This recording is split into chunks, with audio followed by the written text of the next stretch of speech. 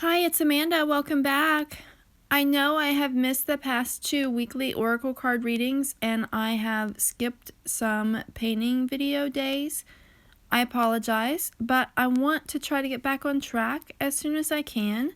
So I'm going to try to do the monthly oracle card reading today. And I have this new deck. It is the Halloween oracle deck that I have wanted for about 2 years. I just never bought it for some reason, and I bought it earlier this week in hopes to use it for the weekly reading as well, but then I didn't get around to doing that video, so I thought I would use it today for the monthly reading. I know Halloween was yesterday, but I still think that the energy of the veil being thinner and honoring the dead and stuff, I think that kind of runs through today, and you could probably carry that on for even a couple more days. I will slowly scroll through this so you can pause your screen and read about this deck. I'm not going to read it all to you, but it is pretty interesting. It talks about Halloween and celebrating for the dead in a positive way, and it talks about the Mexican Day of the Dead, or Dia de los Muertos celebrations. As I said, I know that Samhain or Halloween is the time when the veil between the worlds is said to be the thinnest, and I think that it happens again in the spring, personally, and that means that it's a good time to set out something honoring your loved ones that have passed and include them in your festivities, and just be thankful that they're able to visit with you during this time. So what I'm going to do for the monthly reading, I know I have like physical card decks that I try to use for the monthly readings, but I wanted to use this deck right now. So what I'm going to do is this Halloween 3-card draw, and I'm going to shuffle, I think probably 3 times for each card.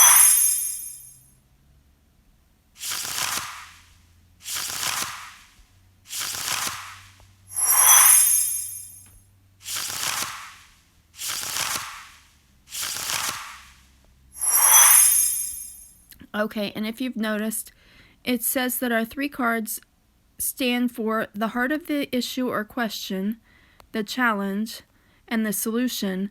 And when I do a 3-card or a 6-card reading for a month, I try to focus on like the first card as being what issue or question or what you are faced with in the beginning of the month, and then the middle one being what you have to overcome by the middle of the month, like what happens in the middle of the month that you really have to kind of get over that hump before the end of the month and things seem to be resolved for you a little bit.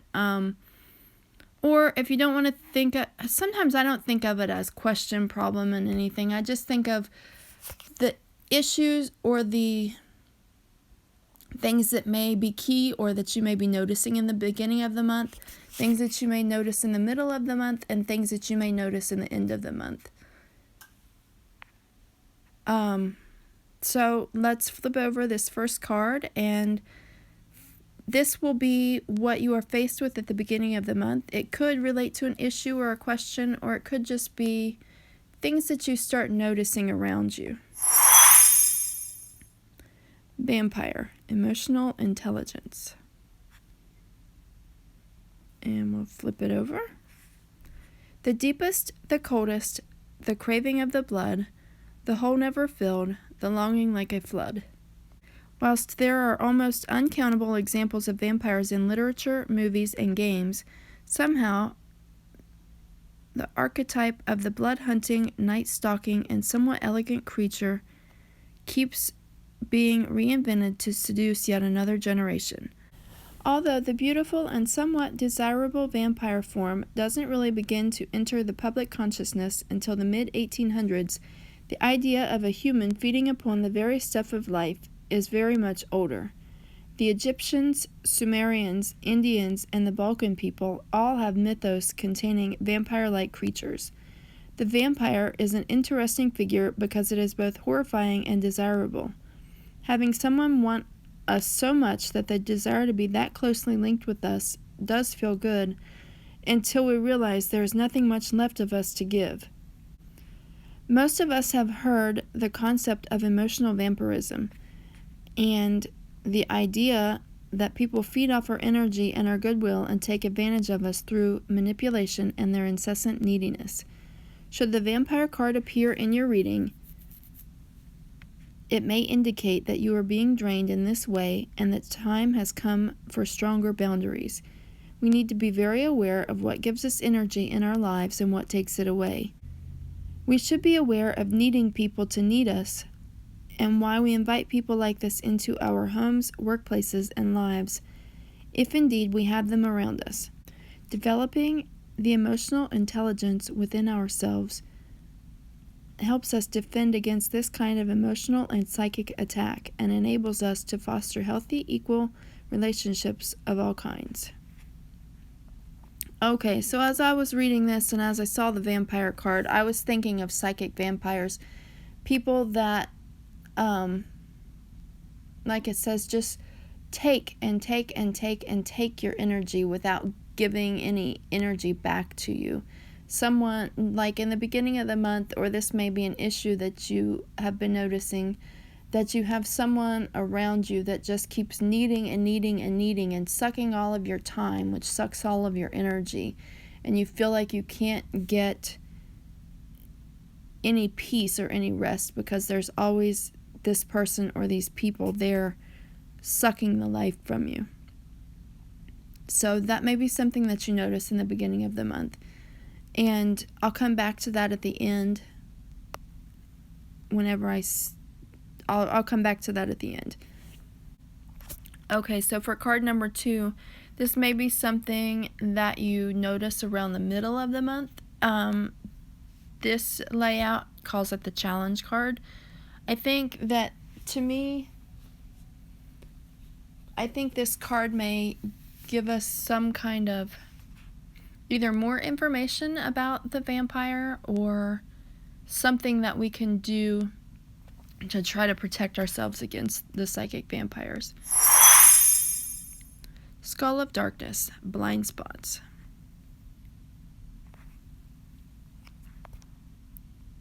We may not wish to delve there, the shadows, the darkness, the unknown. Yet when we search, we reveal in our power it has grown. The beautiful and mysterious skull of darkness encourages us to look to the part of ourselves that normally remains hidden or as unseen as possible. We may not appreciate or like certain aspects of ourselves, and yet, sometimes our greatest treasures lie within these areas. How many times have you heard of famous artists or people extremely successful in their fields being bullied for being so different? Yet it is their very differences from others that make them so powerful. Additionally, all of us at some stage of life have certain blind spots that may cause us grief and trouble. Although we cannot see the issue clearly, it is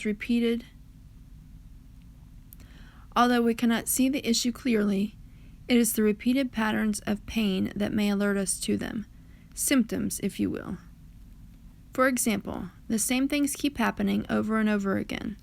We may be betrayed repeatedly, fail at something repeatedly, not complete tasks continually.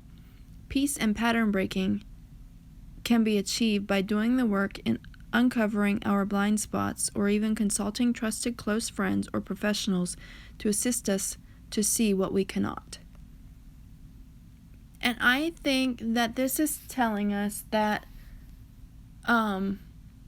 if we look at this card in comparison to the vampire card, I think perhaps maybe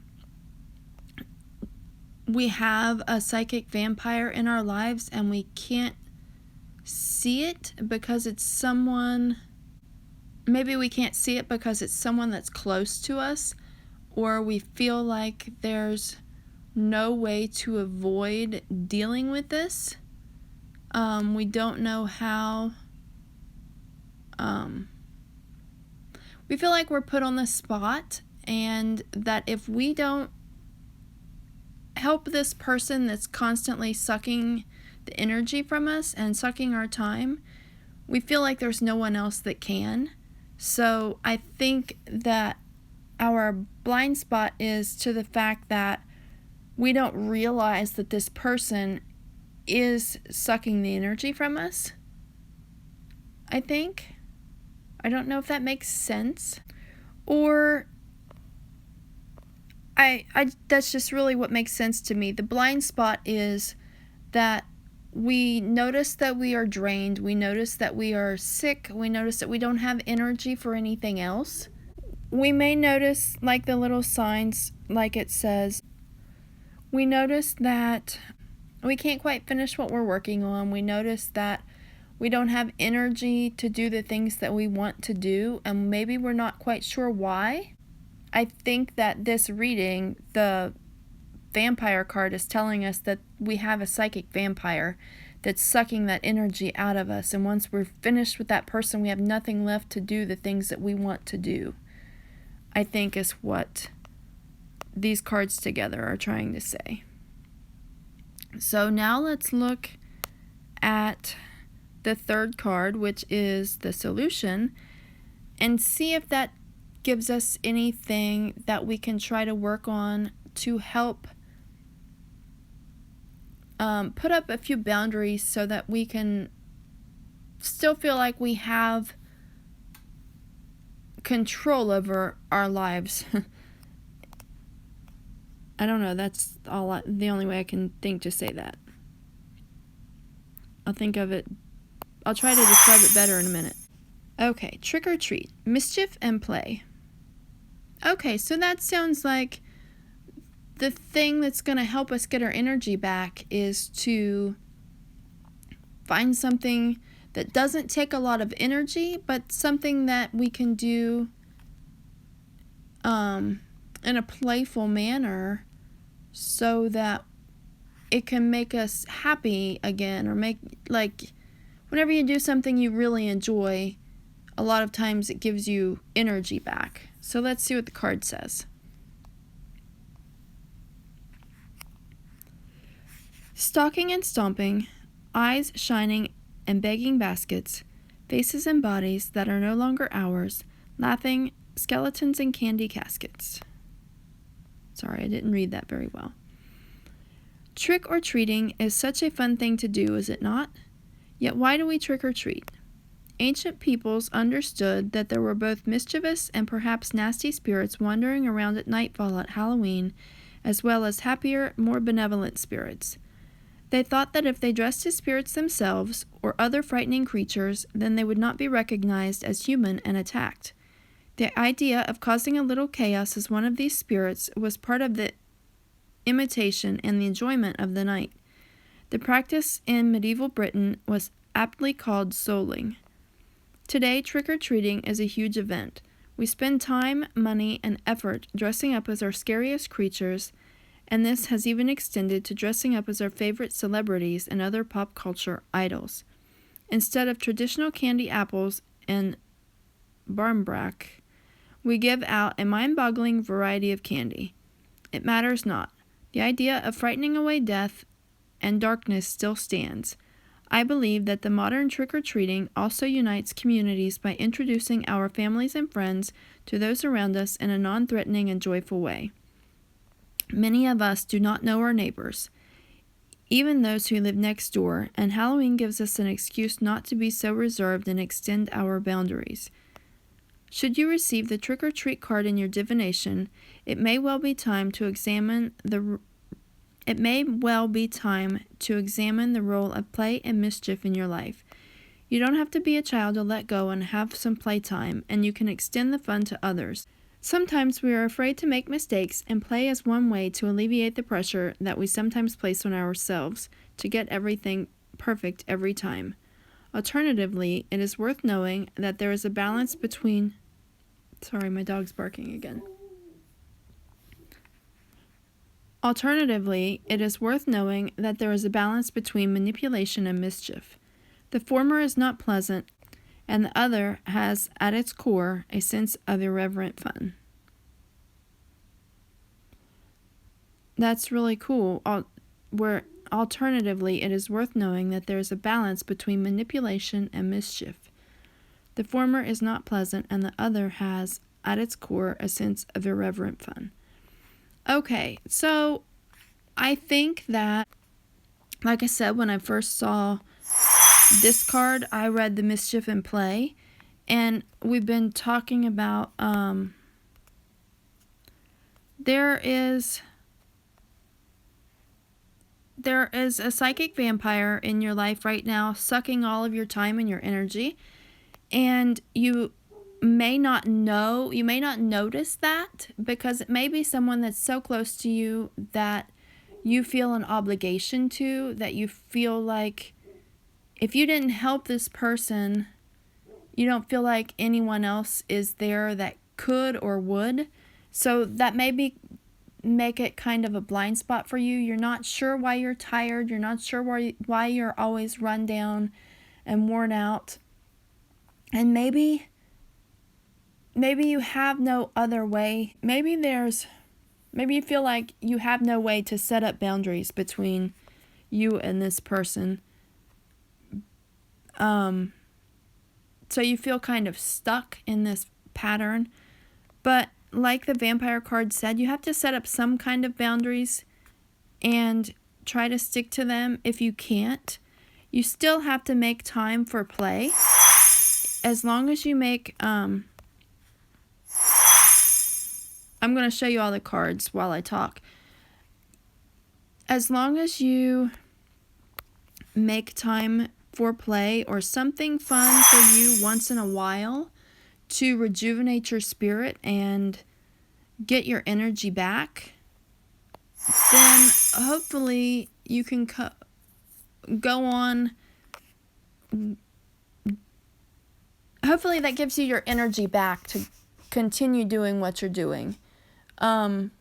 If you have a way to set up even bigger, even better boundaries and ask other people for help whenever you feel drained, that's even better.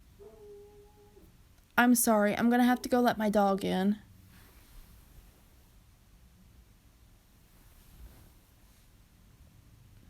Yeah, I'm going to have to let my dog in soon. So I think as I've gone along, I've tried to explain it pretty well. I'm sorry, I'm going to have to let her in before I finish. Okay. She won't come in, but I might have gotten her to stop barking.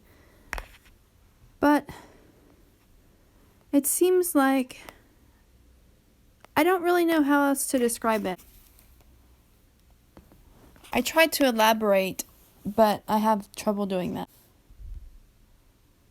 Yeah, if you have this person or these people or these situations that are draining your energy, maybe, like one of the cards said, you don't even realize it, or you don't realize why you're so run down or sick all the time until